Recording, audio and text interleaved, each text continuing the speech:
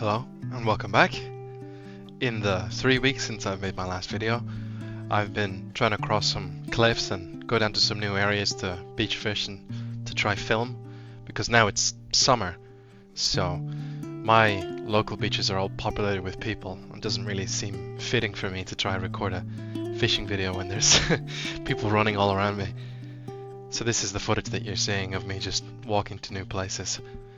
Anywho, this whole video is going to be about beach fishing, and I've spent a decent amount of time trying to come up with rigs that would be easy enough to tie, that wouldn't obviously cost you an arm and a leg. Rigs are never expensive, but rigs that are pretty simple for somebody to understand. Just walk into the tackle shop, pick the stuff up, get home, tie it, and get out fishing. I'd also like to note, for the questions that I've received, a lot of these styles of fishing and the stuff that I teach you doesn't necessarily have to only be for sea and beach fishing. A lot of the times, especially when it comes to this bait fishing element, this should work in your freshwater too. It's just all about targeting different species, and different species like to be targeted. But hopefully the 2-hook flapper and the pulley rig that I show you in this video should be pretty applicable to all your different kinds of fishing. Now, I'm probably sure that the rigs I'm showing you, if you used it on freshwater, people would look at you a bit funny. But there's no reason why it shouldn't work. People like to get all up in arms about their different styles of fishing, especially those guys that do carp fishing. Never try to talk to them about rigs. It's just going to blow your mind and upset you for no reason. So anyways, without further ado, let's get on to the video. Right, so the first one I want to show you is a variation of the pulley rig. The whole idea behind the pulley rig is that the fish can take the bait and, in theory, swim with it and try to get away with it for a bit, and not necessarily instantly feel the resistance of the weight right away. I actually took this from a channel on YouTube already here, and I'll obviously link him down in the description below. And this is for targeting smoothhand in particular, which is, for the uninitiated, a type of shark over here in Ireland and also in the UK.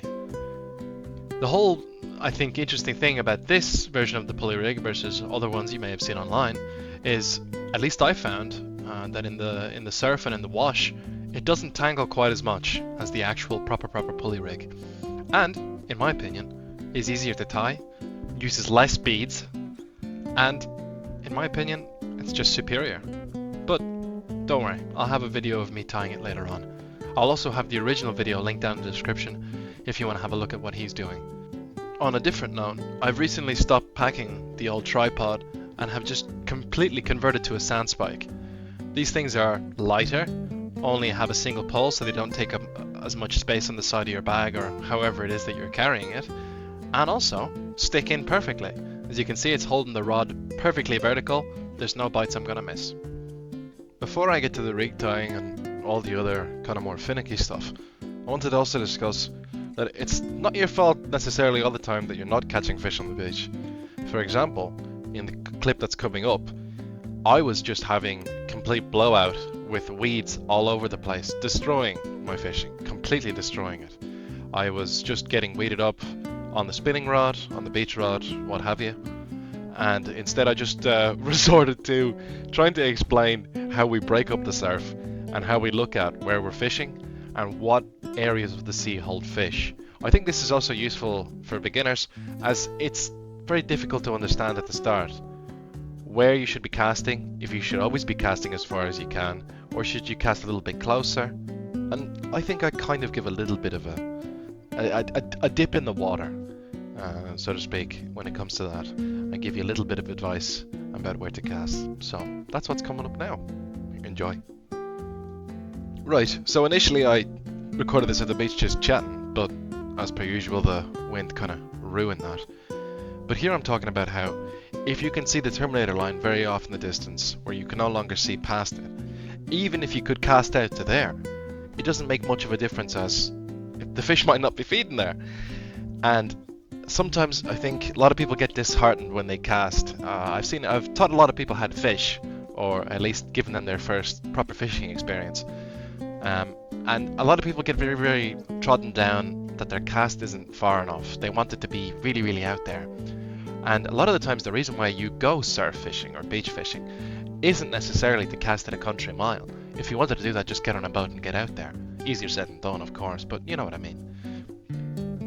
where the waves are breaking there, right next to the beach, in between that and the other waves that are creating a hump, I think it's exactly what I'm pointing out now. That's what's called the wash, right? So it's or in some places they call it the trough as well. So it's between the big waves at the back and then the breaking waves at the front. That's normally where fish are going to be feeding. I remember when I changed up my style from always trying to cast as far as I could to basically just targeting the trough, which would be, what, 10, 15 meters in front of me on a regular cast.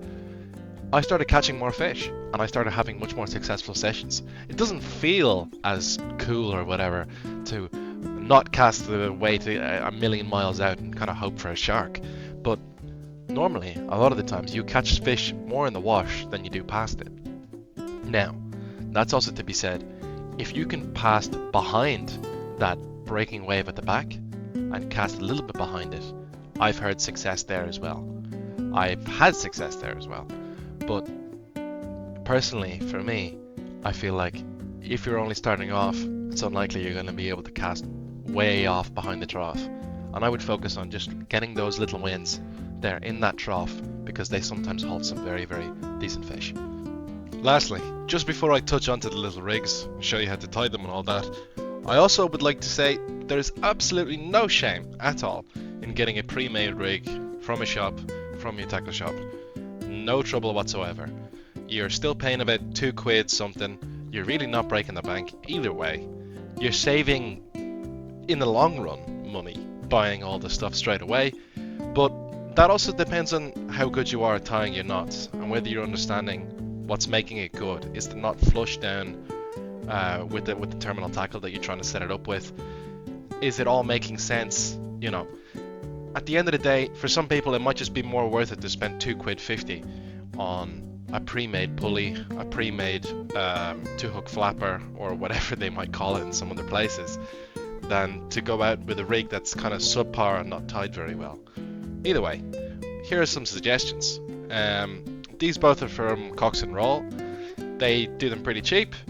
I remember when I started fishing, I would just buy these and just go out. And then eventually I got cocky enough, I started tying my own rigs. And this is why I speak about this. This is from my own experience. I started tying my own rigs, and then suddenly I'd be casting and everything would be flying off and snapping because my knots and everything else just weren't that great.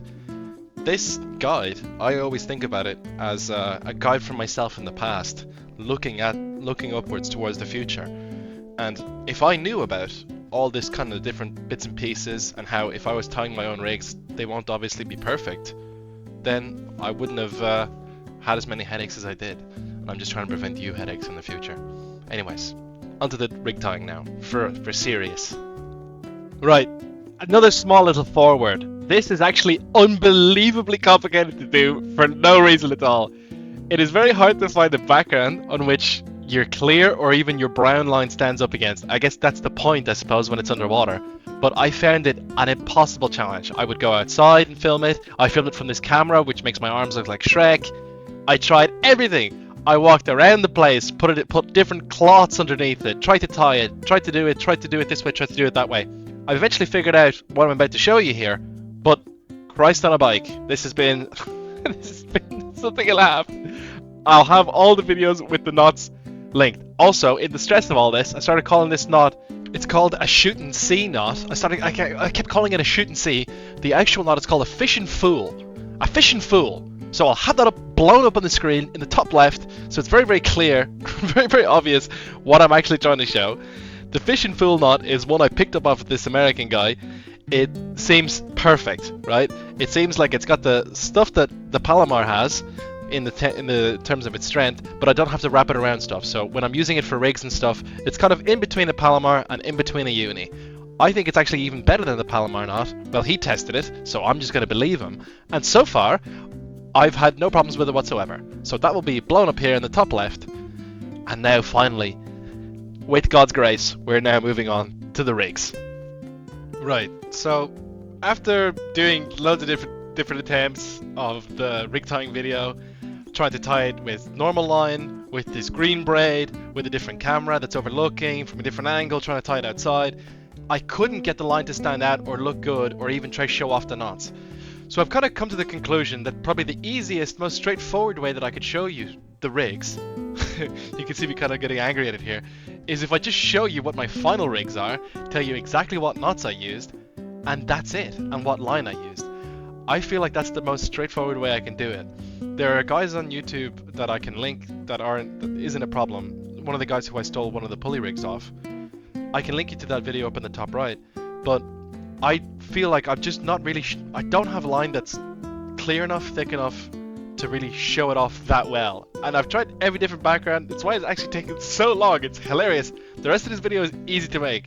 This bit was horrific for me for some reason, and I just couldn't get it to stand out on the GoPro like I wanted it to.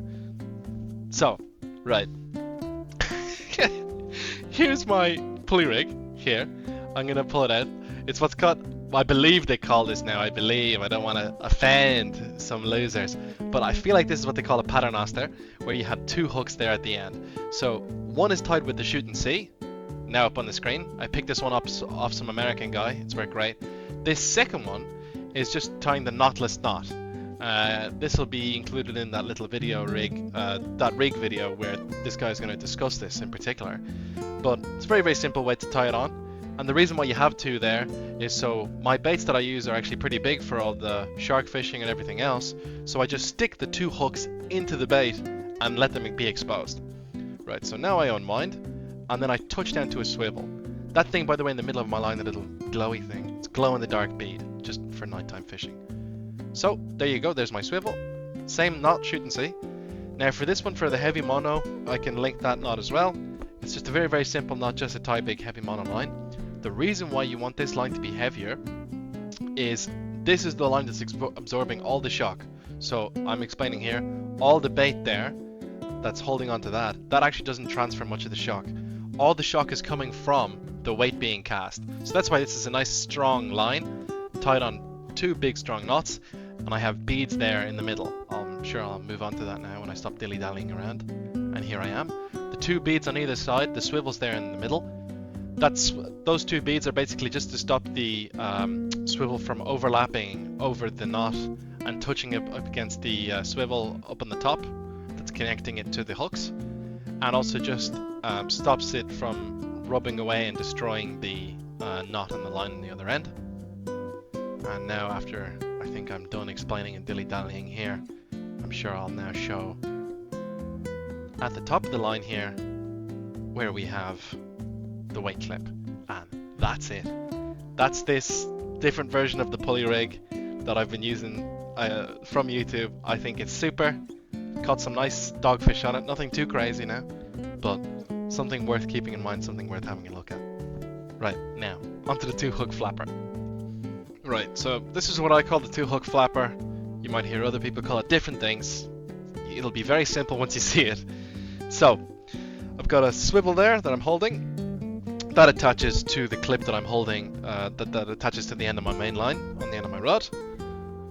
I'm sure I'll show it all now in a sec, but it's got two sets of triple swivels with two little hooks attached on and waving, and these are meant to just basically flow around in the tide. So, I'm showing to you now.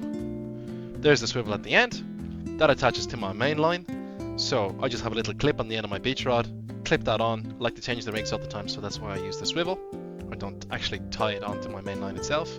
Goes down to a three-way swivel there. These are all attached with what's called a shoot and see knot. I'll include that here now in a jiff. The shoot and see is something which I actually took from an American guy. Normally I don't take hints from Americans. I feel like some of them are just out to lunch when it comes to what actually... Anyways, I'm on a fucking rant. The point is, shoot and see knot, three different ways, all the way down to the hook. Use a smaller little hook down there at the bottom. And then another one again, after I get it untangled from my Leatherman, you know. This is the highest quality production which you're ever going to see, obviously, on a fishing channel. Another three-way swivel. I keep yapping here for a minute. And then right down to the simplest little weight clip. Your weight clips, by the way, a lot of your terminal tackle, especially like your little weight clips and such, you can all get them from AliExpress, Amazon. I'm pretty sure, apart from these hooks, everything else in this whole setup is Amazon or AliExpress. cheap as chips. I just order them in a big stack, and that's it. Happy days. Save you a lot of money, a lot of time doing it that way. Right, God bless us.